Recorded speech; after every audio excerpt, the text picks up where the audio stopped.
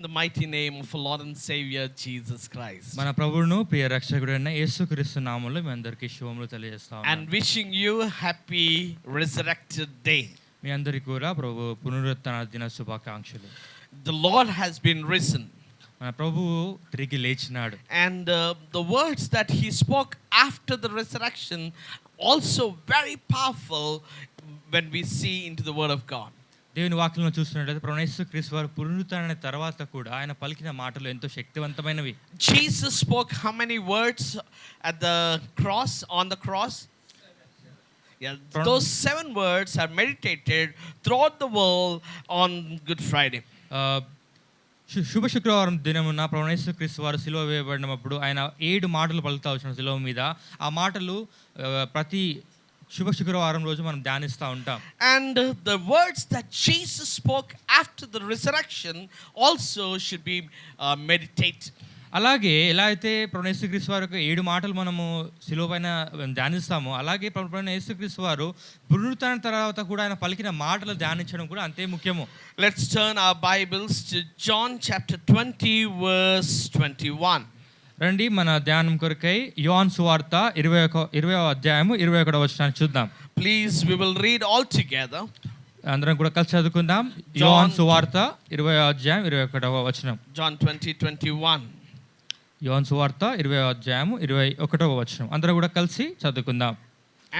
అప్పుడు యేసు మరలా మీకు సమాధానము కలుగును గాక, తండ్రి నన్ను పంపిన ప్రకారము నేను మిమ్మల్ని పంపుచున్నానని వారితో చెప్పాను. The word that Jesus spoke, that has become a wish in the first century Christians. చూసినట్లయితే ప్రభు యేసుక్రీస్తు వారు మాట్లాడిన మొట్టమొదటి మాట మొదటిది ఉన్న ఆ విశ్వాసులకు మొదటి తరం వారికి మా సూచనగా ఉన్నది. They have started wishing shalom as Jesus visited the Israel and the Jews and the disciples, and many times he has appeared, almost like 12 times in the resurrection, with the resurrection body over the 40 days. యేసుక్రీస్తు వారు పునరుత్థాన తర్వాత ఆ 40 దినముల పాటు అనేక మార్లు 12 మార్లు సుమారుగా యేసుక్రీస్తు వారు అందరికీ ప్రత్యక్షమైనట్టుగా మనం చూడవచ్చును. ఆ సమయంలో సమాధానముల షాలోమ్ అనే మాటను మాట్లాడినట్టుగా చూడవచ్చు. And some of you are fasted 40 days, 50 days. I fasted, today is my 60th day. మీలో చాలా మంది 40 దినములు లేదా 50 దినములు మీరు ఉపవాసం ఉండవచ్చు. సహోదరుడు 60 దినములుగా ఈ రోజుతో ఉపవాసం ఉన్నారు. But no need of fasting because the Lord has risen. ఇక ఉపవాసం ఉండాల్సిన అవసరం లేదు. ప్రభు యేసుక్రీస్తు వారు పునరుత్థానుడైన. And the resurrected Jesus is so simple. He was preparing barbecue, fish omelette for them. ప్రభు యేసుక్రీస్తు వారు పునరుత్థాన తర్వాత ఆయన చాలా శిష్యుల కొరకై ఆయన భోజనాన్ని సిద్ధపరుస్తూ ఉన్నాడు. ఆయన సముద్ర తీరంలో కూర్చొని ఉండే వారికి ఒక చేపలను కాలుస్తూ ఉన్నాడు. And he said, children, do you have anything to eat? అని అడుగుతా వచ్చినాడు, పిల్లలారా తినడానికి మీ దగ్గర భోజనం ఏమైనా ఉన్నదా అని అడుగుతా వచ్చినాడు. And he served them resurrection breakfast, and many of the churches all over the world, they serve resurrection breakfast. ఇలా ప్రభు యేసుక్రీస్తు వారు ఎలాగైతే భోజనాన్ని ఏర్పాటు చేస్తూ వచ్చిన శిష్యుల కొరకు అలాగే చాలా సంఘాల్లో అలాగే వాళ్ళు చేస్తూ ఉంటారు. And they also give egg. వారు గుడ్డును కూడా ఇస్తారు. Why they give egg? Because Jesus Christ has broke the cell of the death and he has conquered the tomb, and he has the stone that was there laid at the tomb of Jesus Christ has been rolled away, and he has broke the cell and he has come out of the tomb. వాళ్ళు ఆ గుడ్డును ఎందుకు ఇస్తారంటే ఎలా అయితే గుడ్డులోంచి ఆ బిడ్డ కోడి పిల్ల ఎలా అయితే బయటికి వస్తుందో ప్రభు యేసుక్రీస్తు వారు ఆ బండను దొర్లించబడి ప్రభు యేసుక్రీస్తు మరణాన్ని గెలిచి బయటికి ఎలా వచ్చినాడు అనేది దానికి సాదృశ్యంగా గుడ్డును ఇస్తూ ఉంటారు. One of the old songs says Geetam Geetam Jay Jay Geetam, and the Lord, the word says the people who are guarded the tomb and the seal and the chains, he has broke out and came out of the tomb with the resurrected body.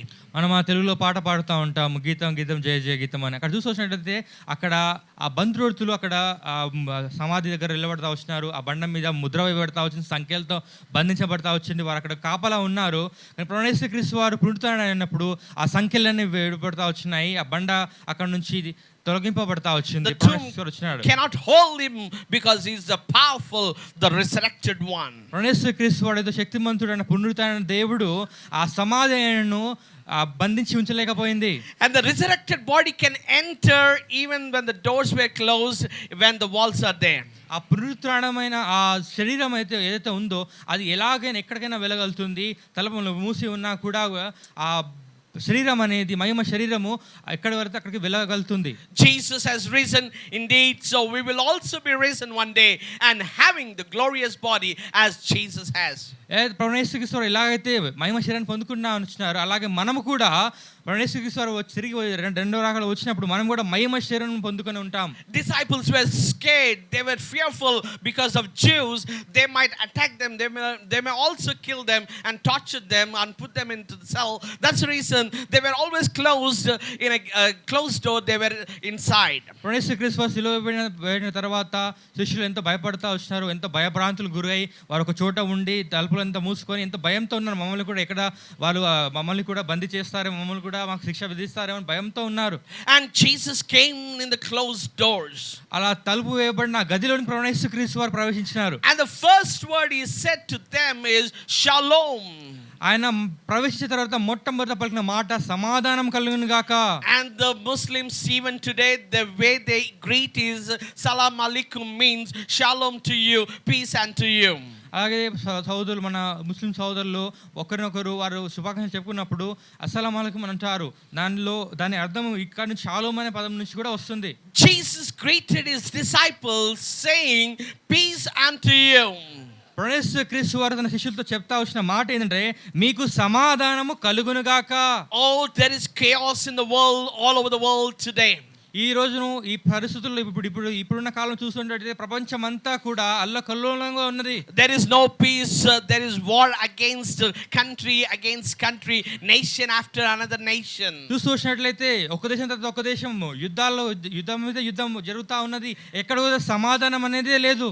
And the tribe is against another tribe, person is against another person. ఒక జాతి ఇంకో జాతి మీదకి, ఒక మనుషుడు ఇంకో మనుషుడి మీదకి ఇలా విరోధంగా ఉంటా ఉన్నారు. And the Ukraine, there is a war going between Ukraine and Russia.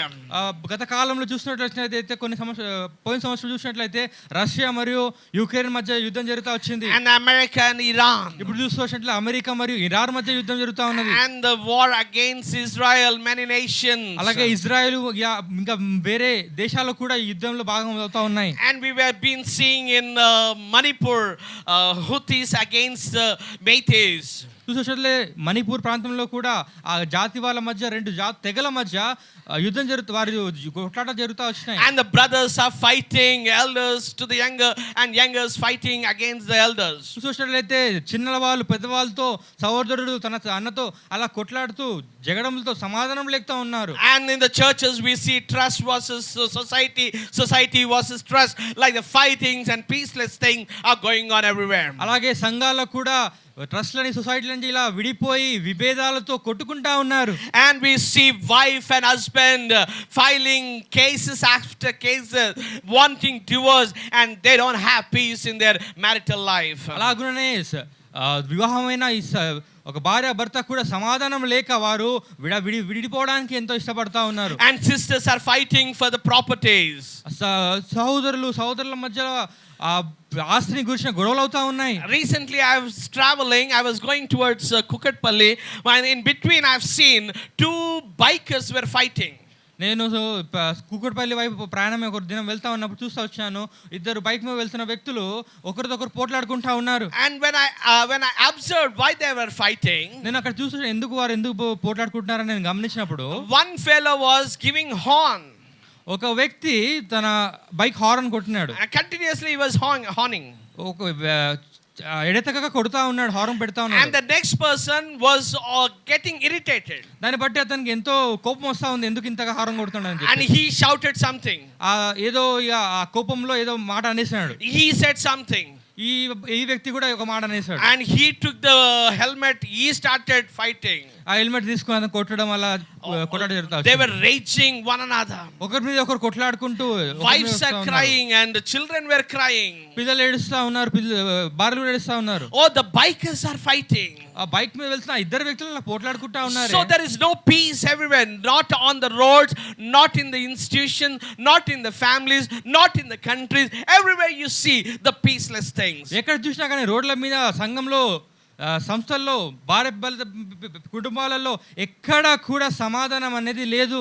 In this situation, the resurrected Lord says, peace be unto you. ఇలాంటి పరిస్థితులలో, ఇలాంటి అనానుకూలమైన పరిస్థితుల్లో ప్రభువైన యేసుక్రీస్తు వారు పునరుత్థానుడైన ఆ ప్రభువు మీకు సమాధానము కలుగును గాక అని అంటున్నాడు. I was wondering many times. ఎన్నోసార్లు నేను దీని గురించి ఆలోచిస్తా ఉన్నాను. Hollywood actress, they have crores and trillions of dollars. ఆ హాలీవుడ్లో వాళ్ళు నటన చేసే నటన వాళ్ళు ఎవరైతే ఉన్నారో వాళ్ళ దగ్గర కోట్లు ఉంటాయి. And Bollywood has crores of rupees. అలాగే బాలీవుడ్లో కూడా ఎంతో అనేక మంది డబ్బు ఉంటుంది. And Tollywood also have so much of money. అలాగే టాలీవుడ్ తెలుగు చలనచిత్రంలో వాళ్ళు కూడా ఎంతో కోట్లు వాళ్ళ దగ్గర ఉన్నాయి. And many celebrities, many rich people, though they have everything, villas, luxurious cars and gold and bank balances, a rich life, yet they commit suicide because of there is no peace in their hearts. చూసినట్లయితే ఎంతో మంది ప్రఖ్యాతి చెందినవారు, ఎంతో పేరు ఉన్నవారు, ఎంతో ధనం ఉన్నవారు, ఎంతో బిల్డింగ్లు, ఎన్నో మంచి కార్లు ఉన్న వాళ్ళు కూడా ఈ లోకంలో ఉన్నారు. కానీ వారి జీవితంలో వారు సమాధానం లేక, వారు అలాంటి సమాధానం లేని పరిస్థితులను బట్టి తమ జీవితాల్లో ఆత్మహత్యలు చేసుకునే స్థితికి వెళ్తా ఉన్నారు. I was wondering, why in the world they are committing suicide? నేను ఆలోచిస్తా వచ్చాను, ఎందుకు వీళ్ళు ఇలా ఆత్మహత్య చేసుకుంటా ఉన్నారు? Oh, they have money. అరే వాళ్ళ దగ్గర డబ్బు ఉంది కదా, surplus money, ఎంతో విస్తారమైన డబ్బు ఉంది కదా. Not for their generation, they have another 10 generations money. వారికి మాత్రం కాకుండా వారి తర్వాత వచ్చే మరి ఒక 10 తరాల వరకు కూడా సరిపోయేంత ధనం వాళ్ళ దగ్గర, విస్తారమైన ధనం వాళ్ళ దగ్గర ఉంది. They have all the luxurious cars, BMW, Ferrari, Jaguar, every luxurious car. ఎంతో మంచి కార్లు ఉన్నాయి కదా వాళ్ళ దగ్గర. And they have villas, they have mansions, they have palaces, kind of houses. భవంతులు, ఎంతో అంతఃపురం లాంటి భవంతులు వాళ్ళ దగ్గర ఉన్నాయి కదా. The peaceless life in their hearts. ఆ సమాధానం లేని హృదయం వాళ్ళలో ఉంది. And there is empty vacuum in everyone's heart. ప్రతి ఒక్క హృదయంలో కూడా చూసేట ఖాళీ ఉంది. And to fill that peace, to get that peace, they try everything. ఆ సమాధానాన్ని లేదా ఆ ఖాళీని పూరించడానికి వాళ్ళు ఎన్నో ప్రయత్నాలు చేస్తూ ఉంటారు. They call W cube 3 అని అంటారు. So they want to strive women, wine, wealth. వారు చూస్తున్నట్లయితే వాళ్ళు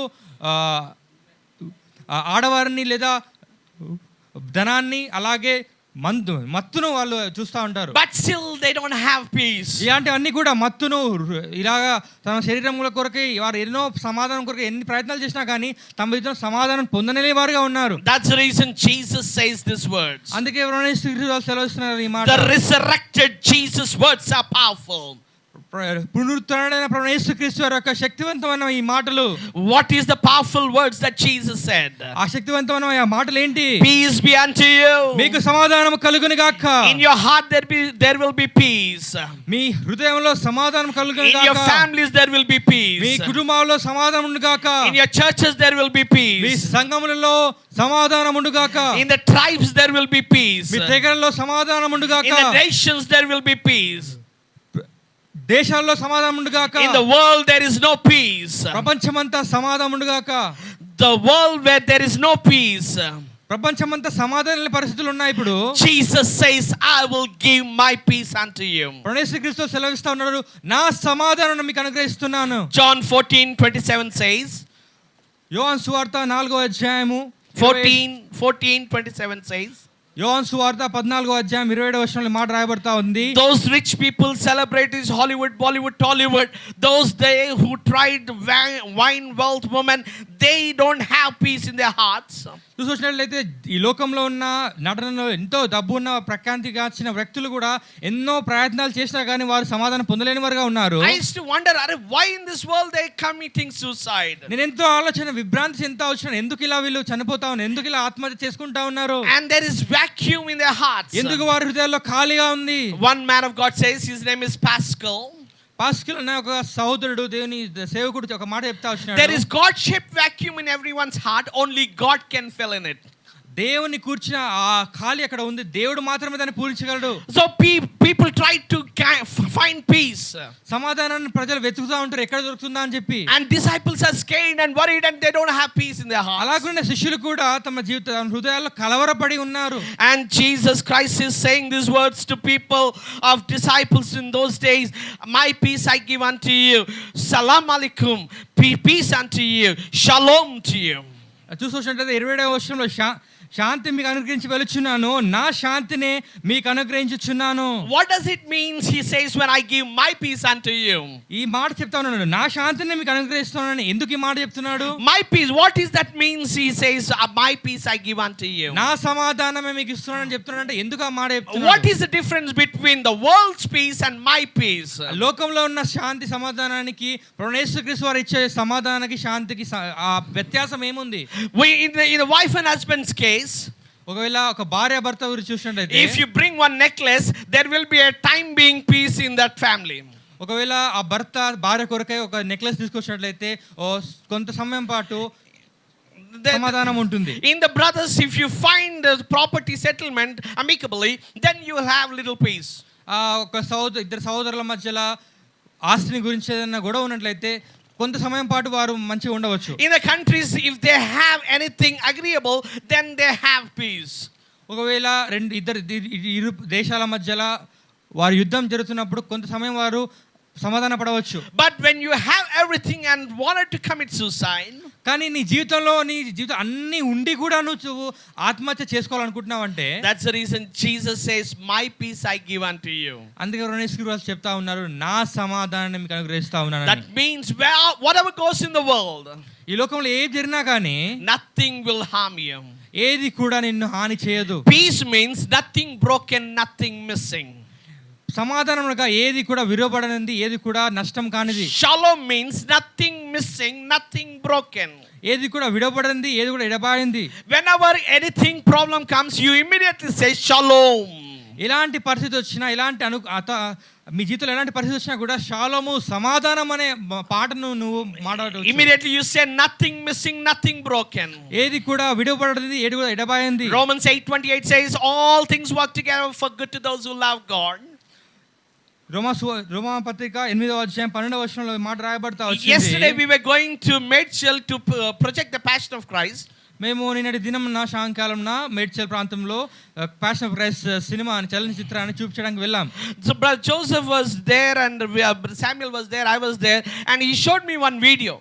సహోదరుడు మాకు ఒక వీడియో చూపిస్తా వచ్చినాడు. And we wanted to show first show, but we have showed them second show. We have gone little late. మేము వారికి తొందరగానే మేము 6 గంటలకు వెళ్ళి చూపించాలనుకున్నాం కానీ కొంచెం ఆలస్యంగా వెళ్తా వచ్చాం. So while we were waiting for Samuel, he showed me one video. ఆ సహోదరుడు ఎదురు చూస్తున్నప్పుడు సహోదరుడు ఒక వీడియో నాకు చూపించాడు. When you hit a Christian, he'll be smiling. ఒక వీడియో చూసినట్టయితే ఒక క్రైస్తవుడిని ఒక వ్యక్తి వచ్చి కొట్టినప్పుడు అతను నవ్వుతా ఉన్నాడు. World is scared today.